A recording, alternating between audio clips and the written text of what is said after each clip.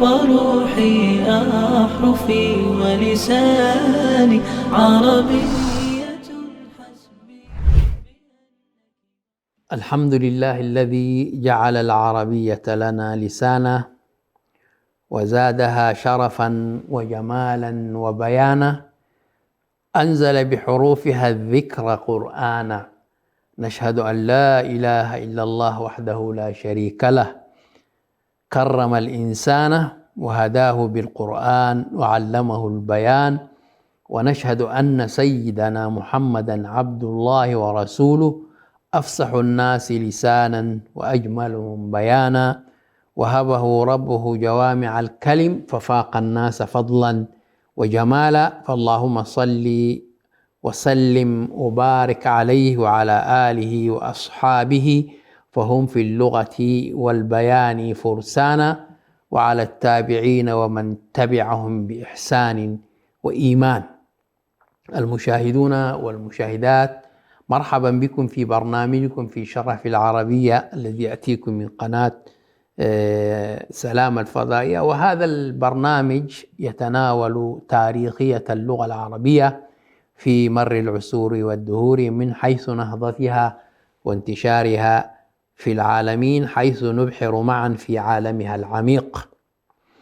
وفي هذه الحلقة ما زلنا الجزء الثاني من كتاب قراءات من كتاب العروبة والإسلام بالقرن الإفريقي للأستاذ الأديب المؤرخ محمد سعيد ناود، وهو من إريتريا رحمه الله.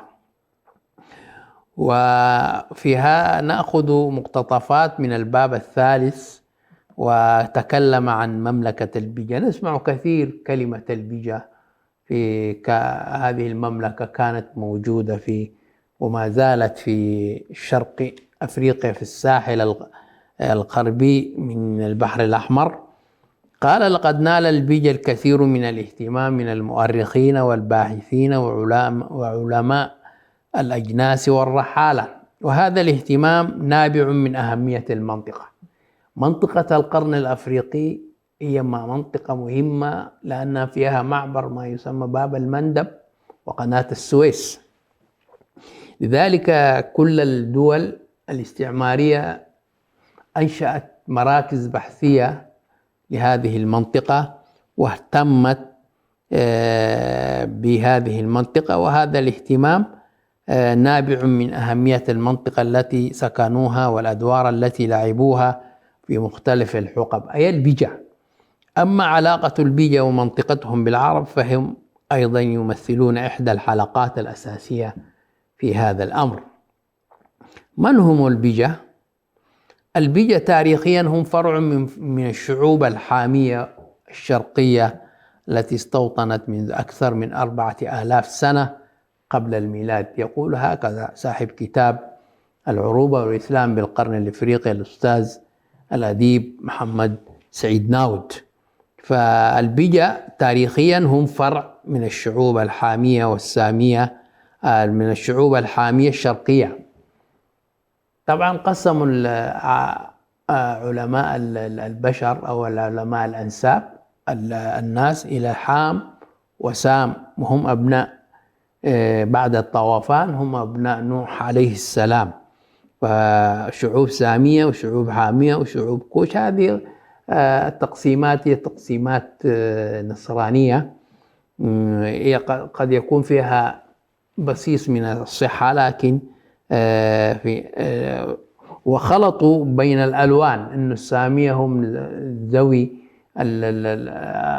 البشرة البيضاء والكوش، وحام هم السود، وهكذا.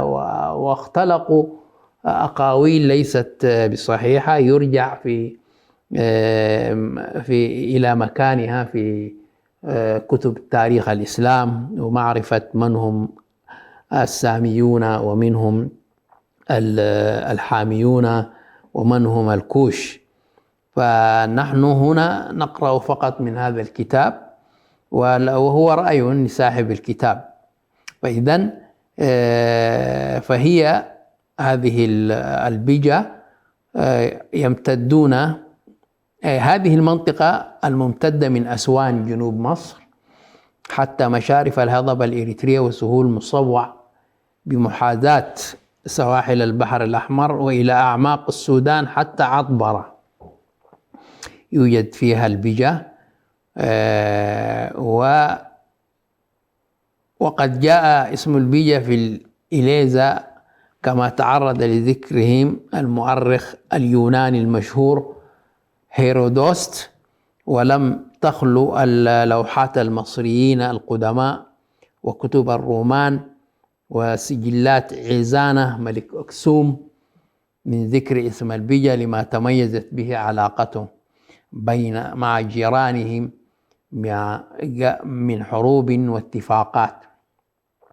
وجاء من دوائر المعارف الإنجليزية أن لفظة البجة تطلق على مجموعة من قبائل واسعة الانتشار، وهم من قدماء المهاجرين الساميين، ويقال لهم في كتب الأقدمين البلامي أو بليمي والبلميين. وقد وصفهم هيرودوتس سنة 406 قبل الميلاد بطول القامة وجمال الجسم خاصة الرجال.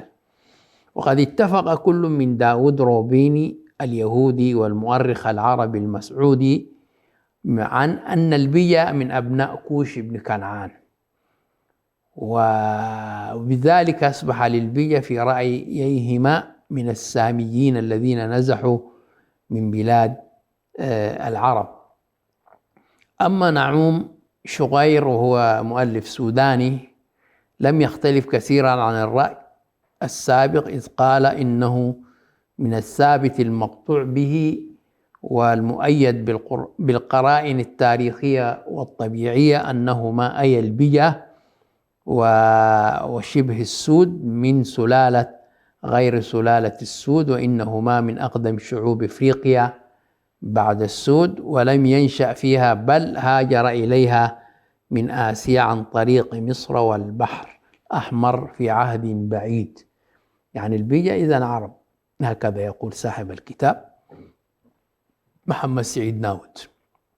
أما ملامحهم وعاداتهم وأخلاقهم فجميعها عربية محضة، وأبدان البجة صحاح وبطونهم خماص وألوانهم مشرقة، وكل قول لا يعترف بأن أصل البجة من جزيرة العرب لا تسنده أي حقيقة. أما جورج زيدان فقد انضم إلى رأي نعوم شقير أيضا، حيث ذكر أن أمة الشاسو من عرب الشام هاجرت إلى أقاليم البجة واستوطنت بين النيل والبحر الأحمر، كما ينتقل منها بدو هذه الأيام. وكان قدماء المصريين يسمون هذه البادية بكوش، وتعريبها الأرض الحمراء. كوش معناها الأرض الحمراء، تمييزا لها عن وادي النيل واسمه كيمي، وتعريبها الأرض السوداء. يعني إطلاق كوش للأرض ليس للإنسان، معناها الأرض الحمراء، وكما وادي النيل اسمه كيمي وتعريبها الأرض السوداء. ولم يكن الشاسو يقتصرون في مضاربهم على تلك الصحراء، بل كانوا يرحلون بينها وبين طور سيناء. وكلمة شاسو معناها عرب، واشتهروا بالسطو ونهب أموال سكان وادي النيل، ويقال لهم الهكسوس. الهكسوس قبائل عربية. ويقول المقريزي رحمه الله أن البجة ينتمون إلى جماعات حامية من حام سكنت الصحراء الشرقية من قديم الزمان، وتم اختلاطها على مراحل طويلة مع جماعات عربية من قبيلة بلي أي البلو، والتي تمكنت في النهاية من السيطرة على البجة وأن تبوأوا مركز الزعامة فيها. البلو من قبيلة عربية وهي تسمى البلي في الجزيرة العربية، بلوي وبلو. ومن عادات البجة أنهم يورثون ابن الأخت وابن البنت دون ولد الصلب، وقد ذكر ذلك عنهم الرحال العربي ابن بطوطة الذي مر ببلادهم أثناء رحلته الأولى عام 726 هجرية، ورحلته الثانية عام 749 هجرية. ويقول ابن بطوطة: وهذا يؤكد أهمية هذه المنطقة ووجودها في القدم. إن البجة يقولون ولادة ابن الأخت وابن البنت أصح، وأن يكون من زوجها أو من غيره فهو ولدها على أي حال. ويسترسل المقريزي قائلا: هاجر العرب إلى بلاد البجة قبل الإسلام وبعده، غير أن هجرتهم إليها بعد الإسلام كانت أعم وأشمل.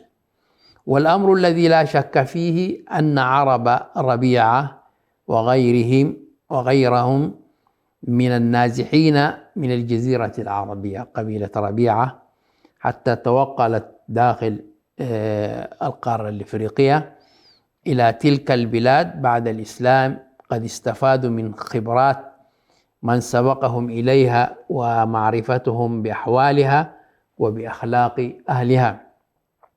فقد كانت قبيلة بلي أو بلو اليمنية مختلطة بالبجة أيام حكم البطالمة لمصر، وكان البطالمة يعتمدون عليها في مشروعاتهم التجارية عبر البحر الأحمر، كما كان رجالها يقومون بنقل المتاجر من شاطئه الآسيوي إلى شاطئه الإفريقي، ويحمون التجارة من غارات البجع. ويبدو أن أعدادا من قبيلة البلي أو البلو تركت الاشتغال بالتجارة وآثرت الاستقرار في بلاد البجة، ثم اختلطوا بأهلها وتساهروا معهم وكونوا من أنفسهم طبقة حاكمة لهم. ومما يدل على أن هناك انتقالات من بلاد العرب قبل الإسلام ما ورد ذكره في العديد من القصص العربي القديم، ومثال على ذلك ما جاء على لسان ابن خلدون، وصاحب كتاب مقدمة ابن خلدون، وهو كتاب تاريخي، عن حملة قادها أبرهة ذي المنار ابن ذي القرنين الحميري. إذن أبرهة الحبشي هو عربي، والحبشة كما ذكرنا في الحلقات أنها جاءت من قبيلة حبش العربية التي هاجرت إلى إفريقيا، وكان لها دور كبير خاصة المناطق اليمنية وعلى السودان وبلاد النوبة، أي حملة قادها أبرهة على السودان وبلاد النوبة، واستقر بعدها في أرض البجع حوالي القرن الماضي. أما عن علاقة العرب بالبجة بعد الإسلام، فمن الثابت أن جماعة من العرب هوازن، قبيلة هوازن، عبرت البحر الأحمر في أعقاب البحر الأحمر واستقرت في أرض البجع. في ذلك الوقت لا توجد حواجز، لا توجد حدود بين البلاد ما يسمى بالسايسبيكو، فالقبائل كانت تنتقل، بذلك كانت قبائل تجارية وقبائل زراعية، فكل يتحرك بحرية.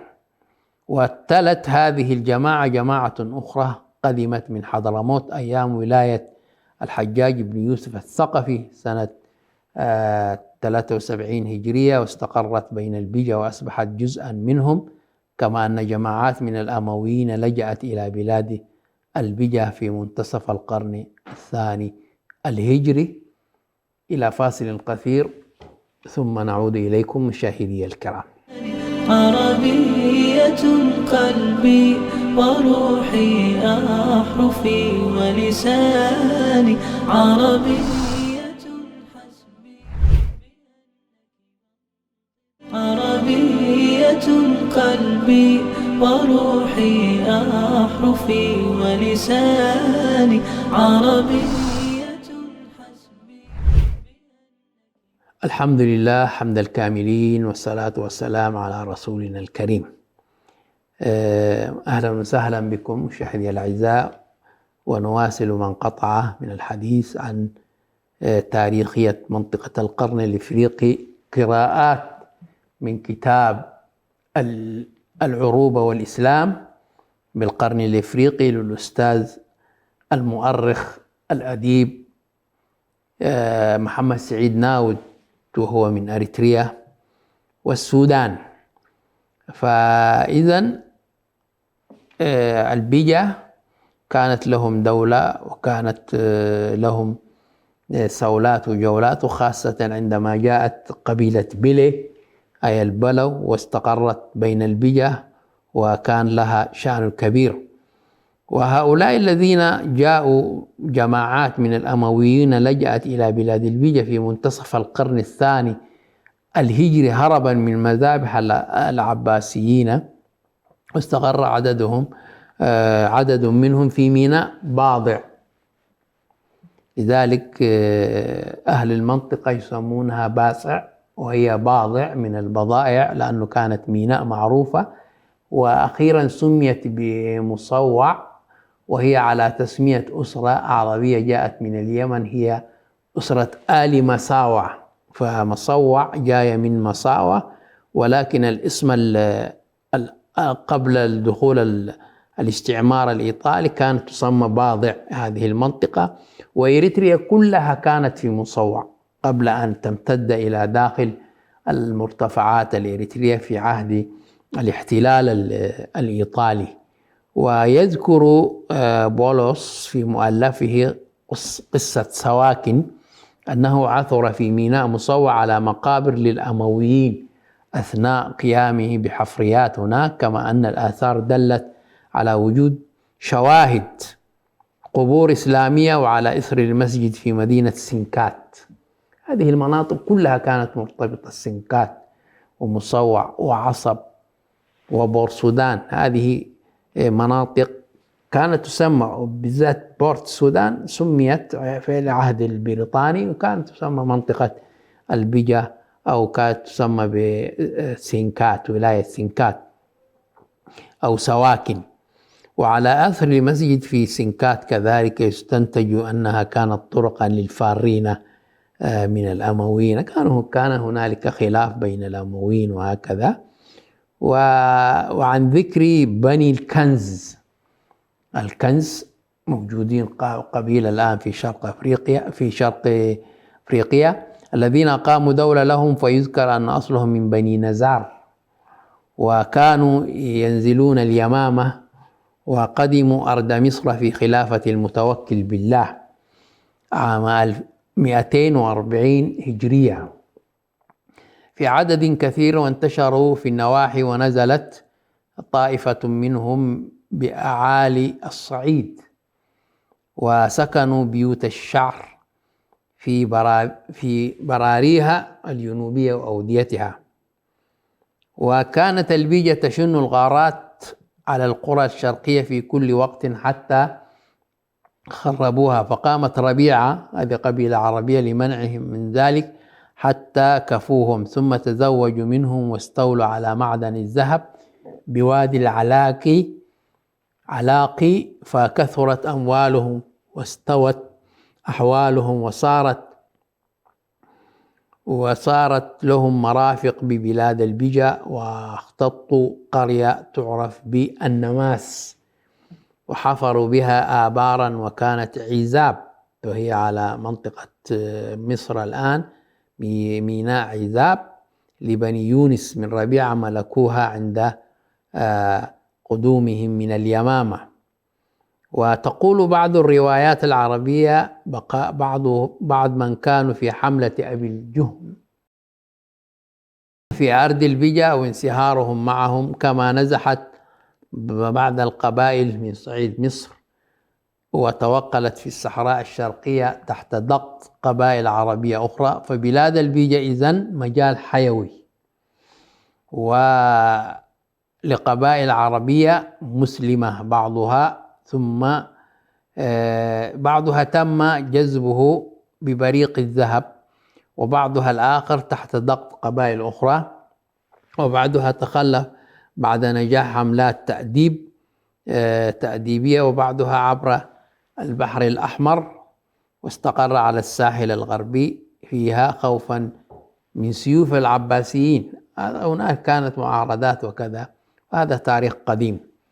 المنطقة التي يسكنها البجا وممالكهم، يقول نعوم شقير وسوداني في مؤلفه تاريخ السودان القديم والحديث وجغرافيته: السودان جزء لا يتجزأ من القرن الإفريقي، لذلك هذا التاريخ تناول هذه المناطق الشرقية والتي كانت لها علاقة بالمناطق الأخرى من بلاد الحبشة سابقا.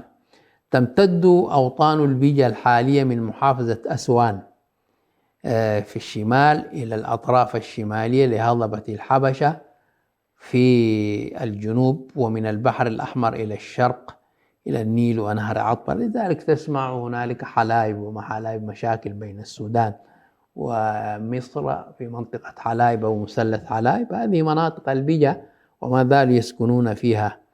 وقبله كان المقريزي قد ذكر بأن أول بلاد البجا بقرية تعرف بالخربة، وهي مركز معدن الزمرد في صحراء قوس، وآخر بلادهم أول بلاد الحبشة. كما ذكر بأن البجا يتزينون بزي العرب، يلبسون الثوب ويلبسون السيوف هكذا، ويتزينون بزي العرب، وهم كالعرب قبائل وأفخاذ. البجا لكل فخذ رئيس، وكان لهم قديما رئيس يرجع جميع رؤسائهم إلى حكمه، ويسكن بقرية تعرف بهجر. هجر مكان، حتى باللغة التجرينية هجر معنى بلد. هي أقصى جزيرة البجا. ويتفق اليعقوبي معه عندما يشير بأن عدة ممالك لكل مملكة منها ملك مستقل، وأن أول هذه الممالك من جهة مصر تبدأ من حدود أسوان إلى حد بركات، منطقة اسمها بركات. وإن شعبها من الجنس الذي يقال له نقيس، وعاصمة هذه المملكة بلدة هجر أو هجر. وفي موضع آخر يذكر اليعقوبي أن مدينة هجر أو هجر هي عاصمة البجا، وتقع هجر في محافظة الساحل إلى الآن موجودة في هجر، اسمها هجر، وفي الساحل من إريتريا، وعلى مقربة من الحدود السودانية الإريترية، ولا تزال تعرف حتى الآن بهذا الاسم هجر. ويتفق سبنسر في كتابه الإسلام في إثيوبيا مع ابن حوقل عندما زار أراضي البجا قبل 1000 عام، ويقولان بأن قبائل البجا قد أسست 5 ممالك مستقلة لكل منها حدودها وسلطاتها. وهذه الممالك هي مملكة ناقص تبدأ من الشمال من أول الحدود المصرية، وفي غربها السودان.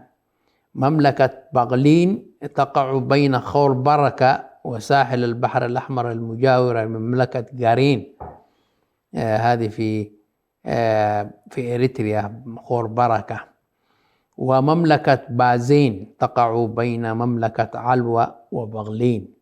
ومملكة جارين تقع على السواحل الجنوبية حتى جبل رورا، يسمى برورا حباب في منطقة نقفة عاصمة إقليم الساحل بإريتريا حاليا. مملكة قطاع تبدأ من نقفة حتى سمهر. إن توزع البجا في جنوب مصر وداخل السودان وإريتريا وقبل أن توضع الحدود السياسية الحالية يؤكد القبائل التي تشكل البجا. فالبجا ينقسمون إلى 10 قبائل، هي البشاريين، الأمرأر، الارتيغا، الأشراف، الكميلاب، الهدندوة، الحباب، المهلي، تكاد، الحلنقة، البني عامر، هذول بيجا. وهناك من ضمن قبائل البيجا التي ذكرها ابن حوقل قبل 1000 عام والتي لا تزال تحتفظ بنفس الاسم، الرقبات وعيدق ومنسع، هي منسج هي منسع، وكذلك منسع. المعروف إن البيجا ظلوا على وثنيتهم حتى عهود متأخرة، ومما عبده الإله آزيس الذي كانوا يعتقدون أنه واهب الخصب لبلادهم قبل الإسلام، ولم يعتنقوا المسيحية التي أصبحت الدين الرسمي للدولة الرومانية، بل قاوموا المسيحية في حين اعتنقتها جارتهم من ممالك مصر. مملكة مروي كانت نصرانية، والحبشة كذلك، كما قاوموا الإسلام حتى اعتنقوه خلال قرون عديدة وبانتشار بطء امتد إلى مستهل القرن الخامس عشر الميلادي، فقد أدى استقرار القبائل العربية التي تدين بالإسلام، ومنها قبيلة ربيعة، إلى تسرب الإسلام إلى البيجا. والشاهد على ذلك تلك المساجد التي بنيت في بلادهم، والتي نصت المعاهدة المعقودة في عام 216 بين ابن الجهم وكنون ابن عبد العزيز رئيس البيجا على حمايتها ورعايتها. يا مشاهدي الأعزاء، إلى حلقة جديدة ألتقيكم، استودعكم الله، والسلام عليكم ورحمة الله وبركاته. عربية حسبي بأنك منطقي وبياني، عربية قلبي وروحي أحرفي ولساني، عربي